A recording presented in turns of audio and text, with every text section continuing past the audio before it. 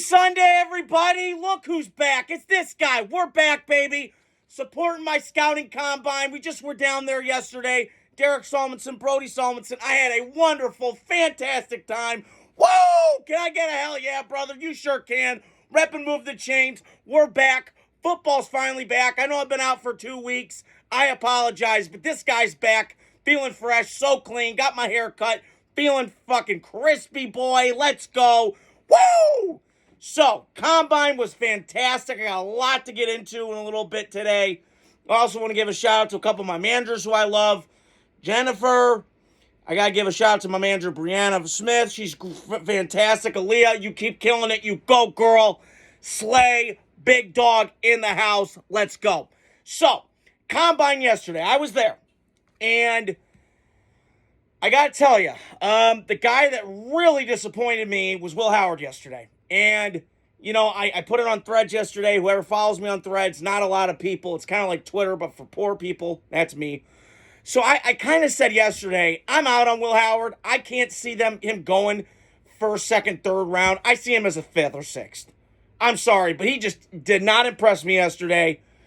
And, I mean, listen, everybody's going to say, well, he won an Addy. He won an Addy. Yeah, when you got $20 million in payroll, never getting hit, it kind of does help. Okay?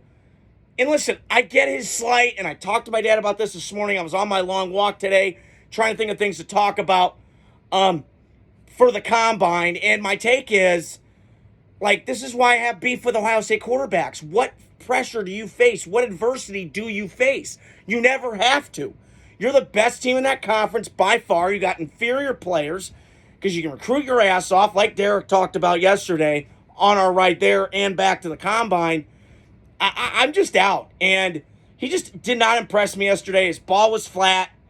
He overthrew people. Short, intermediate, deep. It just did not look good yesterday. So I just wasn't sold. The first group of quarterbacks were just kind of mid to me. The Minnesota kid, mid. Didn't really watch a lot. Big Ten was down this year. You know, I watched. I'm trying to think who the. I was there. I should know this. I just wasn't. And I wasn't that sold yesterday. This quarterback craft's kind of bad. I thought Cam Ward was going to throw yesterday. My guy. But he did not. And all the attention was going to Sanders. I mean, Jesus. I mean, it was just like a suckathon. I mean, good God, how many women were around him? I mean, listen, he's an attractive guy. Not going to lie. But he just, to me, why didn't you throw? And now teams are having question marks about why he's not throwing. No, go figure. Like, he's not throwing. It's a problem. So, you know, maybe he's hiding something. I don't know. But the guy that really didn't impress me either was Jalen Milroe. And that's a guy, to me, and I know I've been hearing rumors today. I'm reading around. The Raiders might be interested. Chip Kelly, maybe a mobile quarterback. That I understand. But please, no. I don't care where. I don't want him. I've seen enough. I watched enough yesterday. Same with Will Howard. Air Maryland balls left and right. We know he's a great deep ball thrower. Russell Wilson-esque, like I talked about to my buddy Derek the other day. You know, when he played Wisconsin this year, he was lighting it up. I mean, it was moon balls. It was in stride, all this stuff. And he hurts it with the legs. And I'm like, wow, okay, Cam Newton, a little bit of this, a little bit of that. And then I watch him against LSU and I go, Because all he did was ran for 4 touchdowns and he never threw. So very Jalen Hurts-esque in that sense. And I sense that as his comp for him coming out of college. So I just, to me, was not impressed with those two guys. The guy that did impress me, and I said this before, he's my kind of guy. Jackson Dart yesterday was putting seeds on people. Yes, Jackson Dart, people. You need to go look him up. He went to USC, was there for a little bit, for about an hour, then went to Oxford, followed Lane Kiffin, and was pig suey, baby. That's what he was doing. Or that's Arkansas, excuse me. So I just was very impressed with Jackson Dart yesterday. The way the ball came off the hand, it was quick, it was rhythm. He can move. Great kid. I got no bullshit with the character. And then I also watched Riley Leonard yesterday, and as a Notre Dame fan, and I know Grant Sin's watching this, he's a big Duke guy, biggest Duke fan I know outside of my cousin Tim Naraki. To me, it almost was like Riley Leonard was just better at Duke than he was at Notre Dame, but they didn't ask a lot at Notre Dame because it was run game, it was defense. That's how you win football games a lot of times. So to me, I just felt like the way that ball come off the hand yesterday, spun it really well, was very efficient. I was sold. And I was just exceptionally sold. So, and then, the running backs, I watched them yesterday. And Ollie Gordon, very disappointing yesterday. Did not look good. I was not impressed yesterday. Derek, Brody, and I were all sitting together in the same row at Lucas Oil, and we were just disappointed, pissed off, angry at why this guy, who was a 2023 All-American, comes back this year and sucks the joint up. I don't know what happened. But I will tell you, the guy that I love the most is Oregon Hampton from North Carolina. And people go, well, he sucked. No, North Carolina's awful. Okay, maybe they'll be better with Bill Belichick. Who knows? It's just hard for me to wrap my brain around Belichick in front of the Ferraris, trying to hit the gritty, not look like Michael J. Fox of Parkinson's out here. Okay, but my point is, we'll see how that works, because it's been a corrupt program for a while. Lawrence Taylor ain't walking through that door, or Julius Peppers. Okay, got a lot of just subpar players. So, I just, to me, the running back position was excellent yesterday.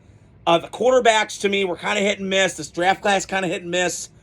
And then the receivers, to me, I really like Tez from Oregon, but like my buddy Derek just texted me a couple hours ago, he's only 140 pounds, which concerns me a lot because, and we've seen this, Devontae Smith's an outlier because he was Slim Reaper, and he's like, oh, we don't need to lift weights in this league, blah, blah, blah.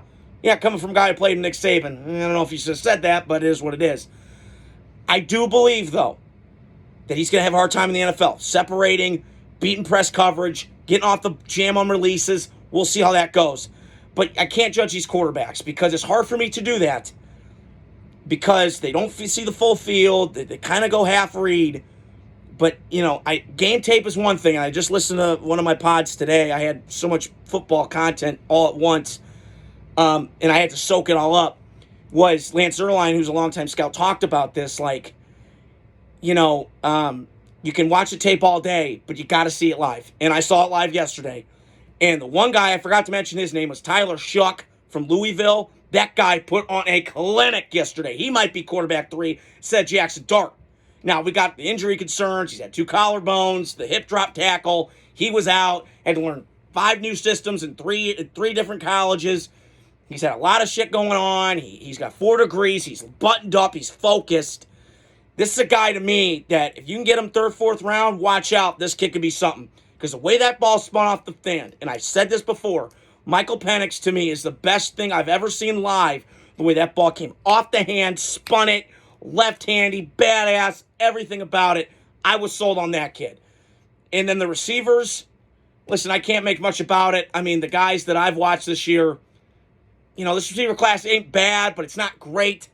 Abuka didn't run yesterday, which I was kind of disappointed in, but maybe he's saving it. Who the hell knows in this day and age? So I was in football heaven yesterday. And then we got the news about Debo. I couldn't believe what happened. I mean, the Niners gave him away for a bag of chips. I'll get into that whole trade tomorrow. But that was the biggest bombshell of the night. I'm sitting there going, whoa, Debo's a Redskin? And I'm like, and then my buddy Derek texts me. He's like, well, you predicted it. And I did. So I give myself credit on that because that's the one team I thought, well, the connection with Adam Peters, so on and so forth. So I'll give more reaction on that tomorrow. And then the Matt Stafford thing, I'll get into that tomorrow. So just wanted to tell you guys, I'm back. It's been a minute. I apologize for the late content, but I'm back, baby. We got football coming up.